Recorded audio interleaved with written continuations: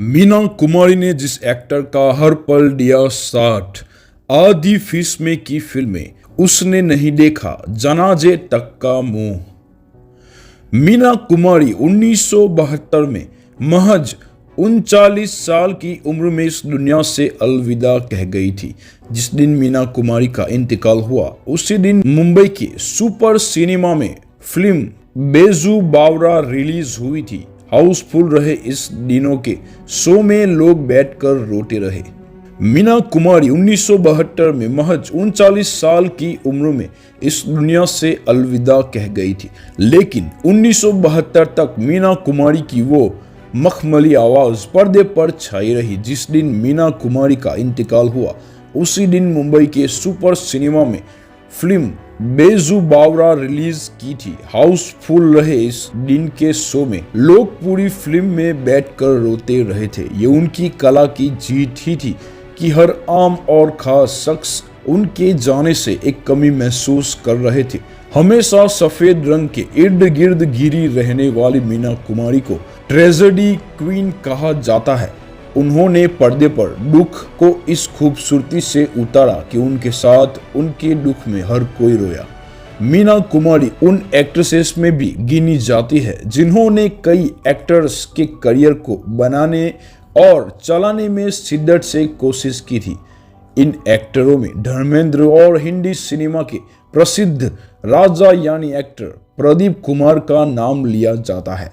अपने स्ट्रगलिंग के दिनों में धर्मेंद्र और मीना कुमारी के बीच चलता चुपके रोमांस एक ऐसा सीक्रेट है जो आज सबको पता है। वहीं प्रदीप कुमार ने तो मीना के मरने के बाद इस बात का खुलासा किया था कि हाँ, वो मीना कुमारी से प्यार करते थे।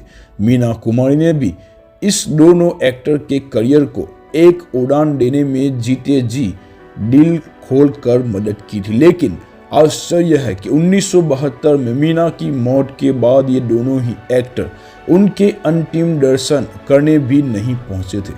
मीना कुमारी की मौत के बाद प्रदीप कुमार से एक इंटरव्यू में पूछा गया, मीना कुमारी ने जो कुछ आपके करियर के लिए किया, कई रोल आपको दिलाए, अगर आपको हीरो लिया जाता तो वो अपनी फीस आधी कर देती वगैरह। क्या ये आपका फर्ज नहीं था कि जब वो आर्थिक परिस्थिति से जूझ रही थी तो आप उनकी मदद करें। जब वो बीमार थी, न केवल आपने उन्हें अकेला छोड़ दिया बल्कि उनकी मौत पर आप उनके अंतिम संस्कार में भी शामिल नहीं हुए थे। क्या आपको आपकी अंतरात्मा ने कभी नहीं कचोता कि आपने एक दोस्त का पूरा इस्तेमाल किया और उसे छोड़ दिया? इस तीखे सवाल के जवाब में प्रदीप कुमार ने अपने इस इंटरव्यू में कहा, देखिए, जब बात मेरे करियर में मदद करने की है तो मुझे ये कहना होगा कि ईश्वर के अलावा मेरी किसी ने मदद नहीं की और मीना ने मेरी मदद नहीं की बल्कि मैंने उनकी मदद की है। और कौन कहता है कि मुझे उनकी परवाह नहीं थी? मैं उनसे काफ़ी मुलाकात करता था। मुझे याद है 1971 में इंडिया पाकिस्तान युद्ध के दौरान उनकी तबीयत खराब हुई थी।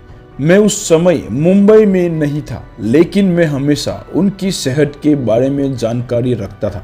मुझे काफ़ी खुशी हुई थी जब पता चला कि उनकी सेहत में सुधार हो रहा है। प्रदीप कुमार आगे इस इंटरव्यू में कहते हैं, आखिर में जब उन्होंने अपनी अंतिम सांस ली तब मैं बॉम्बे में नहीं था। मैं उनके अंतिम संस्कार में शामिल नहीं हो सका। उसकी यही वजह थी कि मैं बॉम्बे में नहीं था। इस बात का तो सवाल ही नहीं उठता कि मैंने उनकी आर्थिक मदद की या नहीं, क्योंकि वो समृद्ध थी, उनका एक खूबसूरत घर था, लोग उनकी देख रेख करते थे।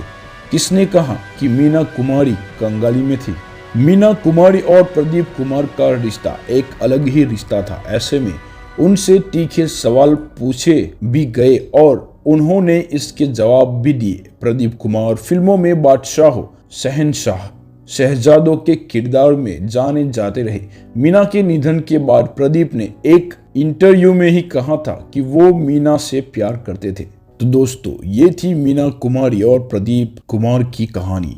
वीडियो अच्छी लगी हो तो लाइक कीजिए, हमारे चैनल को सब्सक्राइब कीजिए। चलिए मिलते हैं ऐसी ही अगली वीडियो में। धन्यवाद।